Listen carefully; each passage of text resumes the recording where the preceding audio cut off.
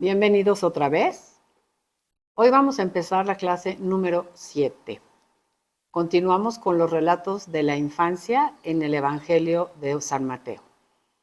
Empezamos con nuestra invocación al Espíritu Santo, en el nombre del Padre, y del Hijo, y del Espíritu Santo. Amén. Oh Espíritu Santo, don de Dios y fuerza de lo alto, fuente de agua brotante de vida eterna, desciende y mora en nuestros corazones. Haznos verdaderos adoradores del Padre, condúcenos a la plenitud de la verdad y transfórmanos en testigos de Jesús para llevar su nombre hasta los confines de la tierra. Amén. Quiero recordar en qué terminamos la clase anterior. La clase anterior estuvimos hablando de cómo debemos de leer los relatos de la infancia y traté de hacer un poquito de énfasis en 3 elementos que hay que tomar en cuenta cuando se estudian los relatos de la infancia. Y hay que repetir, a veces necesitamos que se nos repitan las cosas varias veces, sobre todo cuando hablamos de temas tan delicados como tratar de descubrir lo que Dios quiere decirnos en su palabra. Cada relato de los que hemos leído y de los que vamos a seguir leyendo tienen 3 elementos: un núcleo histórico, un género literario y un mensaje doctrinal. Lo que Dios quiere comunicarme está en el mensaje doctrinal, pero eso me es comunicado partiendo de un hecho sucedido en la historia. En este caso, Jesús nació en Belén de Judea. Segundo, a través de un género literario específico. Seguimos en el Evangelio de San Mateo. Habíamos comentado que Mateo utiliza un género literario que se llama Midrash, porque él está dando una enseñanza a un auditorio judío cristiano para probarles a través de las Escrituras que Jesús es el Mesías. Y comentábamos cómo a través de las Escrituras no solamente les descubre que Jesús es el Mesías, sino enriquece mucho la figura de Jesús. Otro tema que me gustaría recordar mucho es, cada vez que leamos un evangelio, preguntémonos, ¿qué me quiere enseñar el evangelista? Y más que el evangelista, el Espíritu Santo a través de este evangelista. En los primeros capítulos de la infancia de Jesús hay muchísimas enseñanzas. Vamos a ver al final de esta sesión la riqueza doctrinal que hay en todos estos relatos sobre quién es Jesús. Pero si hacemos como un resumen de la clase anterior, en la genealogía de Jesús Mesías, San Mateo nos quiso enseñar que Jesús es el descendiente por excelencia de Abraham, en quien se van a cumplir todas las bendiciones, el descendiente por excelencia del rey David y por lo tanto el Mesías. En la segunda parte, que fue la concepción virginal y la misión de José, San Mateo nos quiso enseñar algo más sobre quién es Jesús. Él es obra del Espíritu Santo. Él es concebido en el seno virginal de Santa María Virgen, sin el concurso de varón. José es padre de Jesús, no por haber participado aportando una célula, sino por un decreto de Dios. Cuando Dios le dice, tú le pondrás por nombre Jesús, se lo está entregando como hijo. Afirmamos también la virginidad de la Virgen al final del texto. Ella permaneció virgen durante toda su vida. Eso nos lo enseñó la tradición apostólica. Ahora vamos a ver otros 2 relatos sobre la infancia de Jesús en el Evangelio de San Mateo. Entonces vamos a abrir otra vez nuestra Biblia en el capítulo 2 del Evangelio de San Mateo. La clase anterior vimos el capítulo 1, hoy vamos a ver el capítulo 2. El capítulo 2 en mi Biblia tiene un título que es Adoración de los magos, ¿no? Vamos a ver que no son ni reyes magos. La Biblia no dice que son 3, la Biblia no dice cómo se llamaban. Tenemos que entrar otra vez en el lenguaje bíblico, porque cuando leemos estos relatos nos tendemos a fijar en si la estrella iba adelante o atrás y cómo se llamaban los reyes y quién llevaba el elefante y quién llevaba el camello. Eso no es importante, sino preguntarle al evangelista, ¿qué es lo que Dios quiere que yo aprenda a través de esta narración? Y San Mateo nos contestaría que Jesús es el pastor, el caudillo, el rey de Israel y rey de los paganos. Todo eso lo va a enseñar a través del relato que nosotros conocemos como de los magos. Entonces, lo va a volver a hacer a través del género literario que nosotros conocemos. Va a hacer Midrash a la mitad del relato, va a citar un texto del Antiguo Testamento. Entonces vamos a leer el capítulo 2, versículo 1. Jesús nació en Belén de Judea en tiempos del rey Herodes. Unos magos, no dice tres, unos magos, que venían del oriente, se presentaron en Jerusalén. Y ese oriente, pues queda como en la indefinición, porque al oriente de Jerusalén hay muchos lugares, puede haber sido Babilonia, puede ser Persia, no sabemos, pero eso no es lo que quiere enseñar. Lo que quiere enseñar es que unos magos, alguien que no es del pueblo judío, se presenta en Jerusalén diciendo, ¿dónde está el rey de los judíos que ha nacido? Es que vimos su estrella en el oriente y hemos venido a adorarlo. En la antigüedad se pensaba que cuando los astrólogos contemplaban el nacimiento de una estrella, era porque estaba naciendo un rey. Entonces, eso nos lleva a pensar que quizá, no sabemos, estos magos eran unos astrólogos, pero eso no importa, porque este es un relato, voy a decir la palabra, vamos a decirle la palabra chocosa, artificial. Es un relato artificial. ¿Qué quiere decir artificial? Hecho con arte. Si fueron a visitar a Jesús magos o no, si fueron tres o no, es irrelevante. Lo importante es el mensaje doctrinal que el evangelista y el Espíritu Santo a través de él me quiere dar en este relato. Llegan los magos porque vieron el nacimiento de una estrella y preciosa frase. Y hemos venido a adorarlo. Adorar solamente se adora a Dios. Entonces fíjense cómo el mismo San Mateo me va llevando, no solo es un rey que ha nacido, porque ha nacido una estrella, sino es alguien que merece adoración. Versículo 3. El rey Herodes al oírlo se sobresaltó y con él toda Jerusalén. Una característica que hay que aprenderle a San Mateo es que utiliza, lo voy a decir primero como muy elegante, la hipérbole, ¿no? Una figura literaria que en un español sencillo es la exageración. Para San Mateo toda Jerusalén estaba con el rey Herodes. Si le llevan a Jesús a los enfermos, Mateo dice, los curó a todos. Y nos ayuda esto, porque qué tal que yo leo que Jesús curó a todos y a mí no me está curando, y puedo pensar, a lo mejor yo no tengo fe, porque a mí no me quiere curar. No, hay que entrar en el estilo de San Mateo también. No solamente conocer su género literario, sino su personalidad, ¿sí? Es un buen judío cristiano. Él es muy exagerado. Entonces dice que estaba con Herodes toda Jerusalén. Así que convocó a todos los sumos sacerdotes y escribas del pueblo, a los expertos en la Sagrada Escritura, y les preguntó, ¿dónde había de nacer el Mesías? El Cristo es el Mesías. Ellos le respondieron, en Belén de Judea, porque así lo dejó escrito el profeta, y vuelve a ser el evangelista Midrash, citando al profeta Miqueas. Si tienen Biblia de Jerusalén, en el margen izquierdo hay un texto que dice Miqueas 5:1-3. Y el profeta Miqueas tenía esta palabra, y tú, Belén, tierra de Judá, no eres no la menor entre los principales clanes de Judá. Y estos dos versículos importantísimos. Porque de ti saldrá un caudillo, un dirigente, un líder, un rey, que apacentará a mi pueblo Israel como un pastor. Yo creo que ya se están imaginando cuando Jesús dijo, ay, yo soy el buen pastor. En el Antiguo Testamento, muchas veces los profetas hablaban de los reyes que no gobernaban bien al pueblo como malos pastores.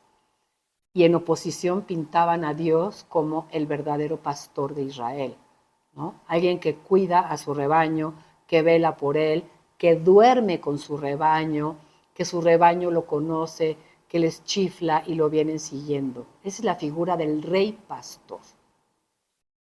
Versículo 7. Entonces Herodes llamó aparte a los magos y gracias a sus datos pudo precisar el tiempo de la aparición de la estrella. Después los envió a Belén con este encargo: id e indagad cuidadosamente sobre ese niño, y cuando lo encontréis, comunicádmelo para ir también yo a adorarlo. Ellos, después de oír al rey, se pusieron en camino. Y viene un relato, si objetivamente si lo leemos sería un poquito infantil, que diga que la estrella que habían visto en el oriente iba delante de ellos hasta que llegó y se detuvo justo en el lugar donde estaba el niño. San Mateo no nos quiere enseñar si apareció un cometa, porque ya andan investigando que si hubo un cometa o no. No, San Mateo nos quiere enseñar que el nacimiento de Jesús es también el cumplimiento de una palabra del Antiguo Testamento, aunque no esté hecho el Midrash. Cualquier judío tiene esta idea. Había un texto en el Antiguo Testamento que decía: de Jacob avanza una estrella. Y luego seguía el siguiente renglón: un cetro avanza de Israel. Eso está en el libro de los Números, en el capítulo 24, por ahí del versículo 17. Entonces la estrella es anuncio de que hay un Mesías, alguien que tiene el cetro y que avanza y que viene a reinar en Jacob. Jacob es un sinónimo de Israel. El caso es que dice el texto en este relato que la estrella se llenó. Al ver la estrella se llenaron de inmensa alegría, y al entrar en la casa, fíjense cómo precisa siempre San Mateo: el niño y su madre. No dice el niño y sus padres, porque quiere aclarar muy bien: él es engendrado por el Espíritu Santo en el seno de María. José no tuvo nada que ver. Al entrar en la casa vieron al niño con María su madre. Entonces se postraron y lo adoraron. Y abrieron luego sus cofres y le ofrecieron dones de oro, de incienso y de mirra. Pero avisados en sueños que no volvieran a Herodes, regresaron a su país por otro camino. La nota de la Biblia de Jerusalén, para los que la tengan y para que los demás también vayan apreciando lo útil que es para el estudio, hay una nota hasta abajo en el capítulo 2, en el versículo 11, que me explica por qué pusieron estos dones. Y dice: son riquezas y perfumes de Arabia.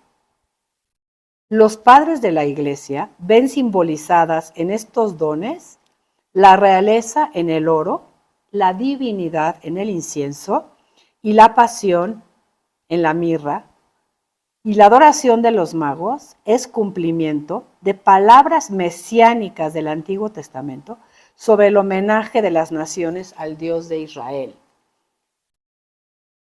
Dios primero se reveló al pueblo judío, y una vez que lo hubo formado y pasó un tiempo con él, cuando Dios les reveló que Él era el único Dios que existía, esta revelación implicaba que si Él es el único Dios que existe, es el Dios para el pueblo judío, pero también para los demás pueblos. Entonces, mucho tiempo los judíos se cerraron a ese mensaje, como que se querían quedar con su Dios Yahvé. Les costó mucho trabajo aceptar que paganos pudieran adherirse a su religión. Quizá hoy también no estén tan abiertos a que algún hijo nuestro se case con una niña de ascendencia judía, porque para que tú seas judío tienes que venir del vientre judío. Entonces, hay como cierta cerrazón. En el año 80, que es cuando San Mateo está escribiendo, ha pasado algo providencial en la vida de la iglesia. Más paganos griegos han entrado al cristianismo que judíos. Y como que nosotros pensamos, pero ¿cómo los judíos, si tienen las escrituras, no creen que Jesús es el Mesías? Y lo que San Mateo dice es, en este momento de la historia, los paganos se postran, adoran a Jesús como el Rey, como Dios, y nosotros judíos, que tenemos todas las escrituras para encontrar en Él al Mesías, no lo hemos reconocido. Esa fue la realidad histórica. Jesús fue más aceptado por el mundo gentil, pagano, griego, que por el pueblo judío. Y ese rechazo del pueblo judío a Jesús va a ser como una cosa que va a inquietar mucho a San Pablo más adelante, y San Pablo dirá, el misterio de Israel está escondido en el designio de Dios. Algún día ellos creerán, porque los dones de Dios y las promesas de Dios son irrevocables.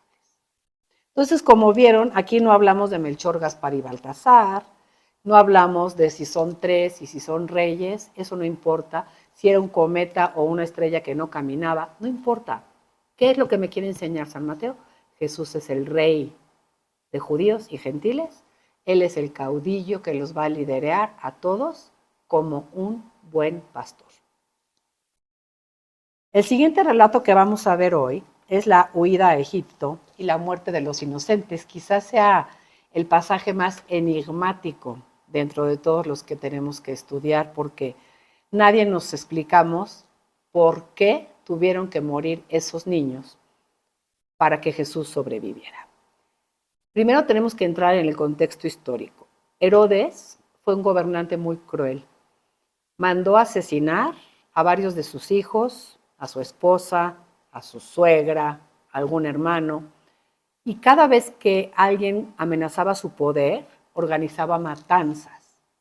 Entonces, como que aprovechando ese momento, esa circunstancia histórica de que Herodes era tan cruel y hacía tantas matanzas, cuando veía una amenaza a su poder, el evangelista aprovecha esa circunstancia para hacer esta narración. ¿De acuerdo? Vamos a leer el capítulo 2, versículo 13, que dice: Cuando ellos se fueron, el ángel del Señor se apareció en sueños a José y le dijo: Prepárate, toma contigo al niño y a su madre y huye a Egipto, y estate ahí hasta que yo te diga, porque Herodes va a buscar al niño para matarlo. Él se preparó, tomó de noche al niño y a su madre y se retiró a Egipto. Este versículo 14, bien importante, ¿de qué nos habla? De la docilidad de San José a lo que Dios le iba inspirando. Si le mandó un ángel o no, es lo de menos. Dios es el que hace ver a San José que su niño corre peligro, que lo tiene que poner a salvo. Pero sobre todo es San Mateo que me quiere enseñar nuevamente a través de un relato quién es Jesús. Y Jesús es para San Mateo un nuevo Moisés.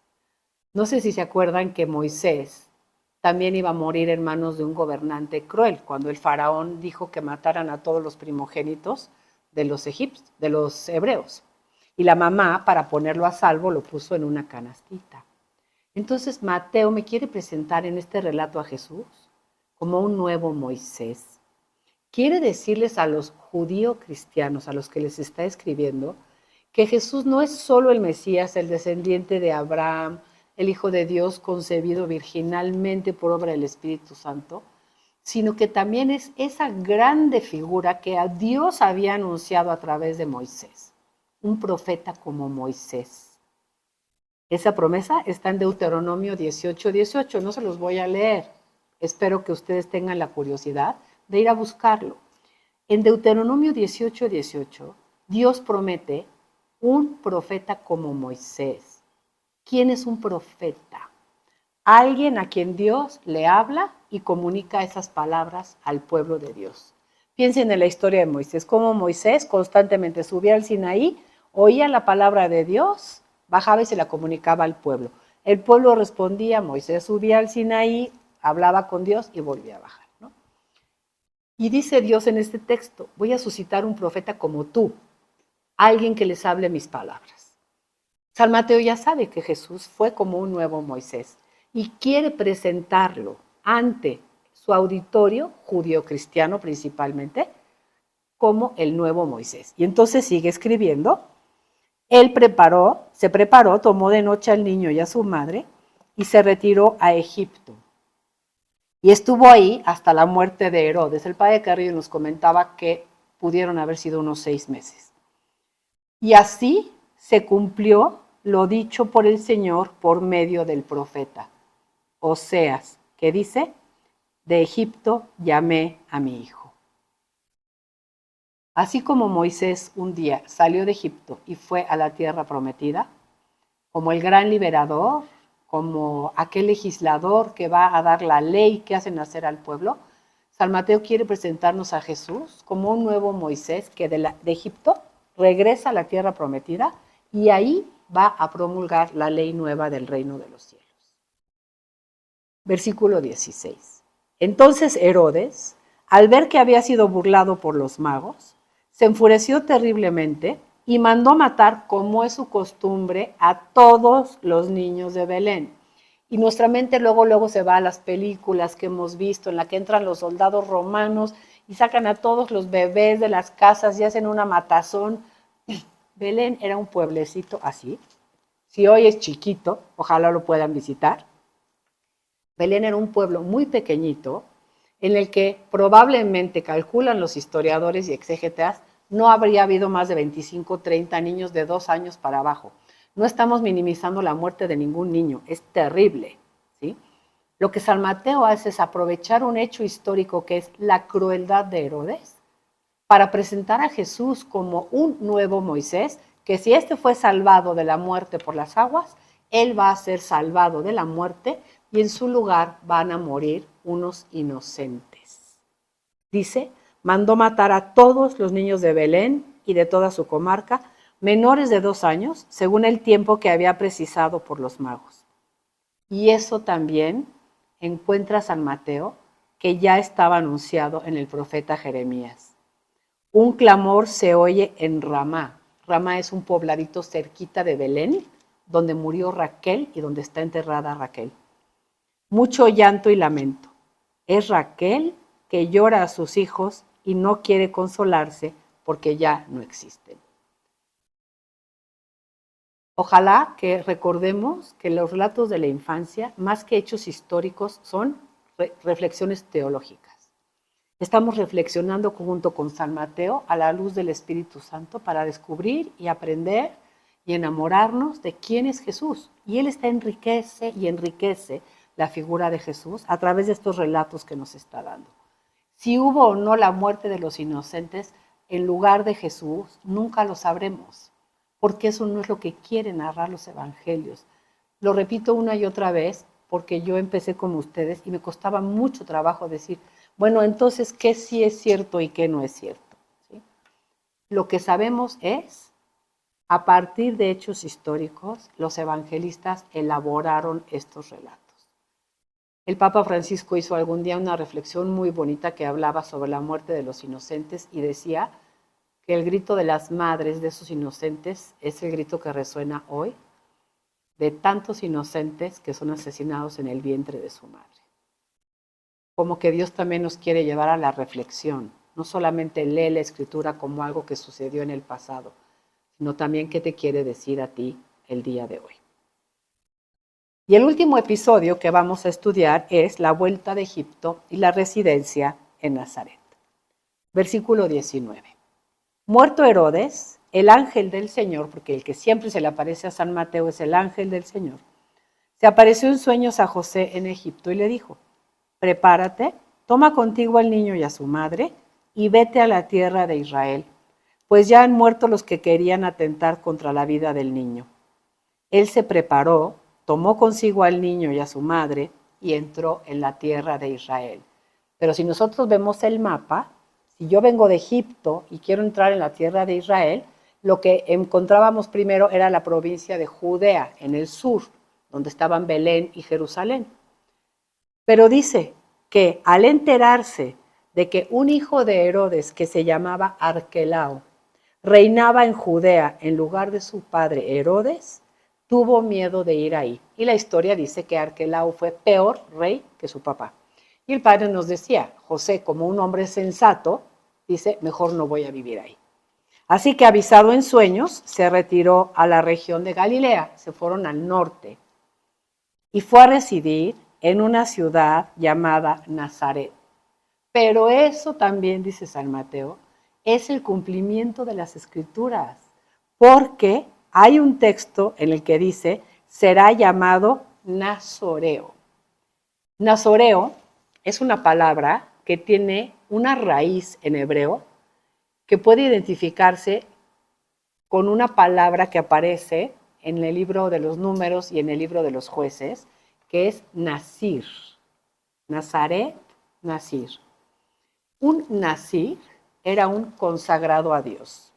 Un judío podía hacer un voto que se llamaba el voto del nazireato, en el cual se consagraba a Dios por un tiempo y prometía no tomar vino, no cortarse el pelo, no tocar ningún cadáver, como para significar, como estoy jurado, no estoy tomando, para significar que era un consagrado para Dios.